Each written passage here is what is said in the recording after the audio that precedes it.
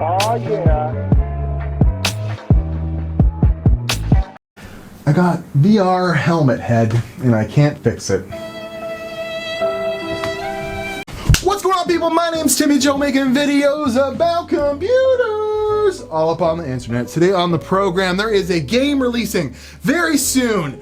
A game that's been anticipated since 2007 and everyone's been wanting to play it. And the worst part about it is like 99% of you aren't gonna get to play it. Isn't that a kick right in the pants?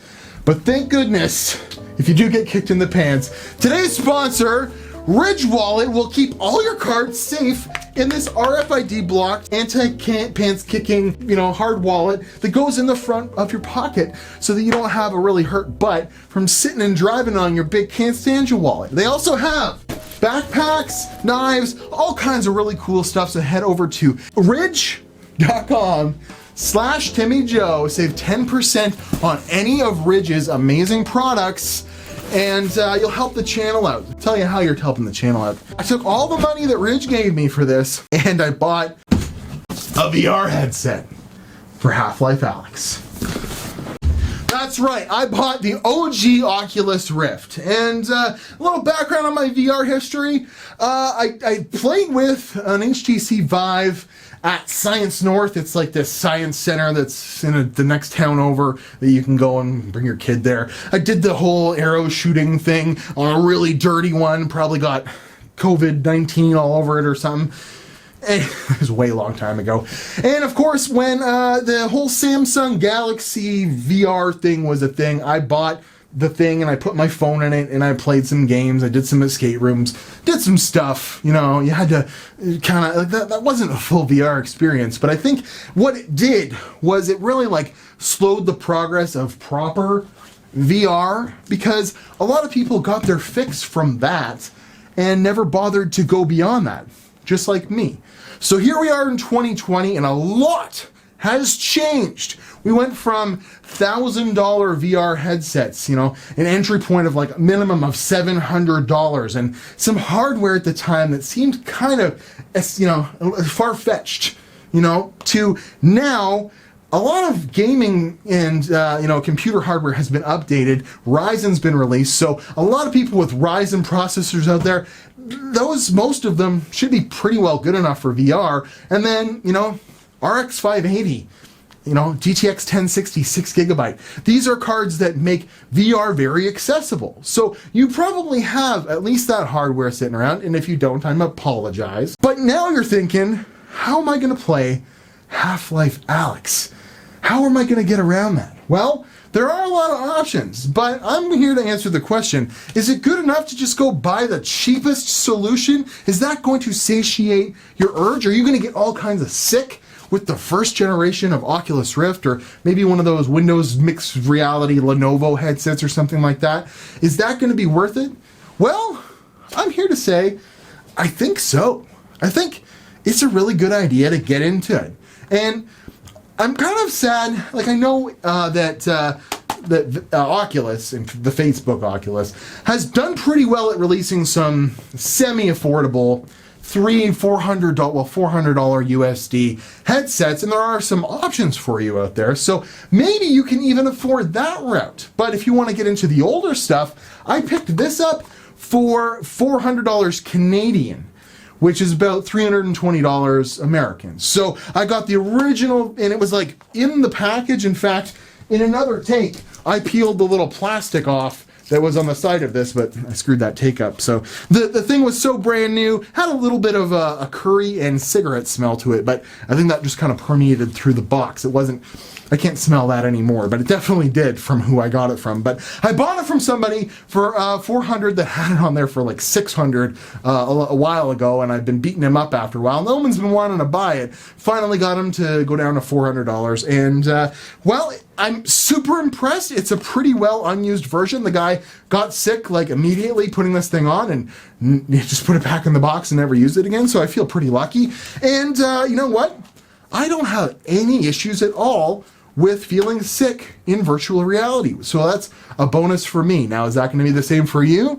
Well, I would recommend finding some way of putting VR on your face, Google Cardboard or something, to really gauge whether this is a good idea for you. If you get extremely sick just putting, you know, a Google Cardboard on your face or one of those old Samsung things, that would be the easy way to tell if you're gonna have issues. You probably already know if you get motion sick, if you get car sick, this is probably not gonna be for you. But I'm happy to report with this original hardware, it's pretty much a 1440p-ish display with 90 hertz. I get absolutely immersed, and this is completely next level compared to the thing that you plopped your phone in. You know, it is way, way better than that, and I think I didn't get into VR because I didn't believe it could be that much better, but it really is, especially with some of the newer titles and newer ways to play that have come out. Like, there's Oculus Quest is a standalone system that you can use wirelessly or with an USB-C cable the same way you would with this thing, and it's only $400 American, and it comes with an updated version of these awesome controllers. Oculus was always ahead with the controllers, so these are awesome. I can only imagine the upgraded ones are even better, and those ones don't require any sensor bars. So what I wound up getting was the original Oculus Rift with 2 sensors, and I set it up in here, and pretty much just this area right here, I play, I move around, and it's been a very, very good experience. I've had an amazingly fun time. I wind up smashing my controllers into this lighting rig I got up here that's for my videos because I'm trying to like climb up on this stuff or whatever. But aside from that, you can get it done in a pretty small area for sure. And there are always these little workarounds of the games, you know, built in. If you do want to sit in a chair while you're doing it, you don't have to necessarily walk around the room. So I could get into a whole bunch of specifics, but I'm not really an expert with the whole VR thing, okay? But what I wanted to do was answer the question, is it a good idea to buy a VR solution strictly to play Half-Life Alyx? Because you want to get into it for that game specifically. Well, I'm here to say, abso-fucking-lutely. For sure, I've had an absolute blast with this, and Half-Life Alyx isn't even out. But why I'm able to answer that question is, another game, the first game I really got into, like I did the VR demos and stuff like that, did a little bit of Minecraft, did all this like pre-Mario Kart style game, pretty impressed. Played a little bit of Dirt Rally with the headset on, with the, you know, a controller. That's kind of fun. I'd love to get a wheel set up or something like that. But the game that has absolutely changed my opinion of VR is called Boneworks. And this is pretty much a like Portal ripoff. I'm gonna say it's a mix of Half-Life and Portal, and with like a little backstory of a company, just like Portal 2, when you're discovering why you're in a facility that just makes puzzles for people. It's a very similar atmosphere to that, and a very similar VR head. A very similar concept and feeling. And this game, Boneworks, as soon as I load it in there, I'm like absolutely immersed. And I'm playing it on a GTX 1070 Ti. I mean, I do have a 2080 Ti, and I did start off playing in VR with this, but I had to downgrade to the 1070 Ti because the 2080 Ti's only have one HDMI output, and I wanted to do some capturing from the output on the monitor. So I had to load up the only video card that was high-end enough, a 1070 Ti in there that had some way to do this. I actually use a DVI to HDMI converter out to my thing. So here, I'm going to show you some gameplay from this game, and then I think that'll kind of get you guys that have no interest in VR maybe a little titillated. So here, check this out. Alright, so this is Boneworks. I'm going to go ahead and go right on in to the Matrix here. We see here that I'm in a room that looks pretty sweet. I can walk around it, but I do use the, I actually just use the controls like normal to walk around, and I have absolutely no problem with this. I'm in the middle of a spot where I don't know how to do the puzzle, but I'll go through some things with you and we'll see. Alright, so here's my hands. Dude, my hands are huge. Pressing the buttons folds in my fingers. I can do finger guns. I can pull the finger guns in. I can give you the thumbs up. There you go. And this is the room, and it looks very, very Portal-esque. Very, very Portal-esque, especially this gravity. Oh, look at that. There is some issue with the gravity here, and these spots that glow with cubes, never a good idea to go in them. So what we could do is, what I want to show you the combat first, and we can show you that very easily through this door over here. So I'm going to go ahead and pop up my inventory. I press the Y button, and then I go down here and press inventory, and look at these guns I got. So this is a little different than Portal. I'm going to grab the M16 and I'll close the inventory. I can always grab a clip right there on my belt. See my belt down there, and there's my feet, and you have to cock it. So this is very different from a video game that you're used to, because you have to put the clip in and cock it in order to keep going. So I'm gonna go in here, and there's gonna be all kinds of these weird holographic robots, and I'm gonna kill a few of them and then probably run back in this room because I don't feel like going through it. But I can even here look through the sight. See, if I point over there, look at that. The sight works just like in normal life. This blew my mind, this whole physics of the gun. I can grab the gun from this hand, I can grab it from this hand. If it falls on the ground, this is a thing that's definitely going to be in Half-Life Alyx, where you can just kind of call to the gun and you got it in your hand. So here we go. I can open this door like this, and again, I'm just walking around with the thumbstick, and you jerk move left and right like this. I don't know why it's not more smooth than that, but here we're going to go in this room, and there's a lot of robots to deal with. So look at that. I'm shooting him right in the head using a little... Oh, there's another one. And I gotta... Boom. Oh, it's better to hit them in the ball in the bottom. See, and I'm out of... Gotta get rid of him or I'll start dying. Oh my god. There's so many of them in there. Gotta pick it up, cock it. I don't think I cocked it, but... see if I can't. There we go, headshot. There we go. You see, they disappear. I'm in some sort of a simulation, and they've got bad guys in these boxes, and they come out of nowhere all the time. But there, we got rid of those ones. So combat is super, super intuitive and cool. And this is a puzzle game. This is not a shooter. There are shooters available. I haven't really tried any of them, but like an actual...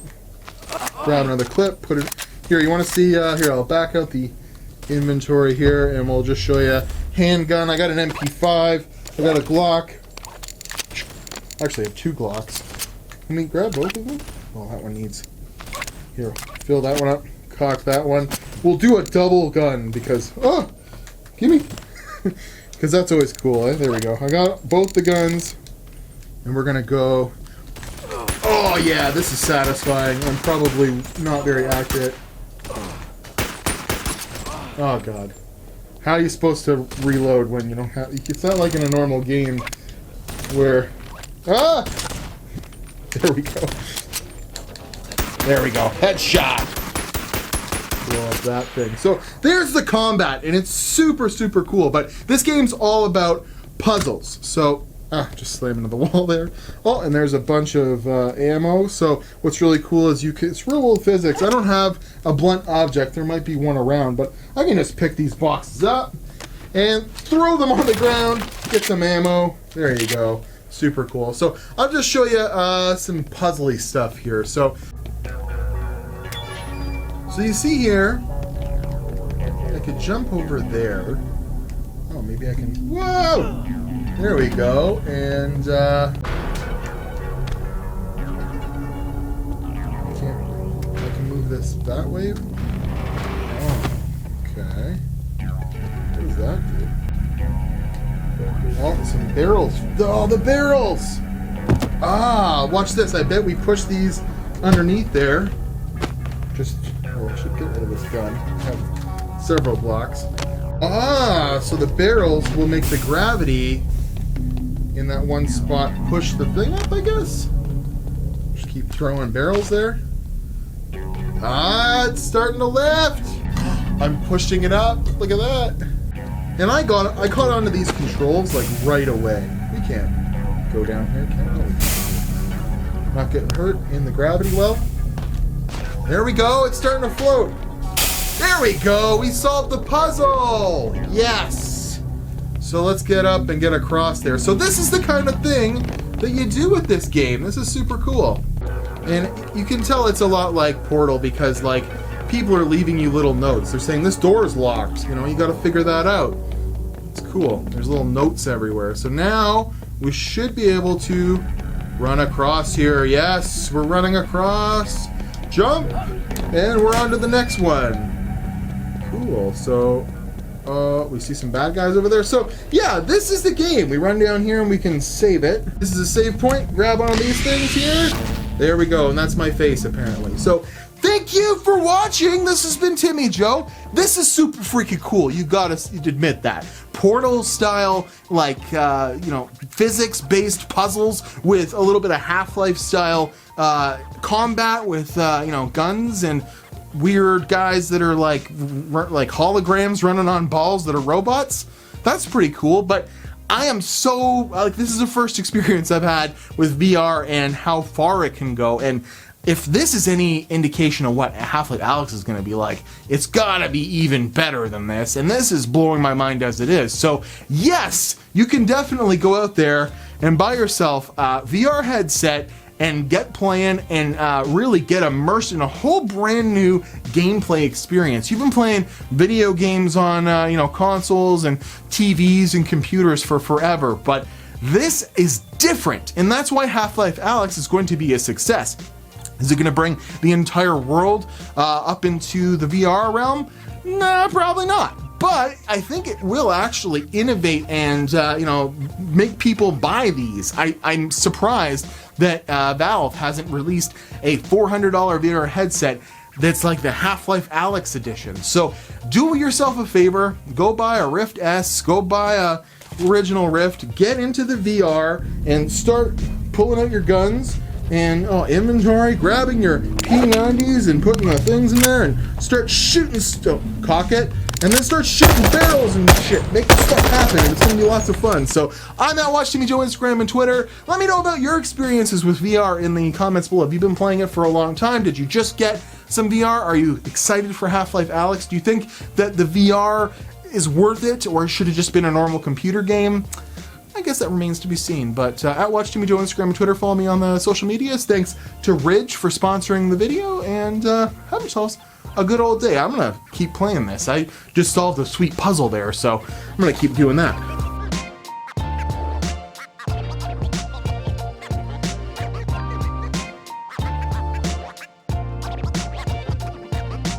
And just in case you were worried this wasn't very Half-Life-like, I mean, come on. Have you ever grabbed a real crowbar in virtual life and smacked down a box or hit a barrel? But, I mean, we don't need it. Just throw it down there. Woo!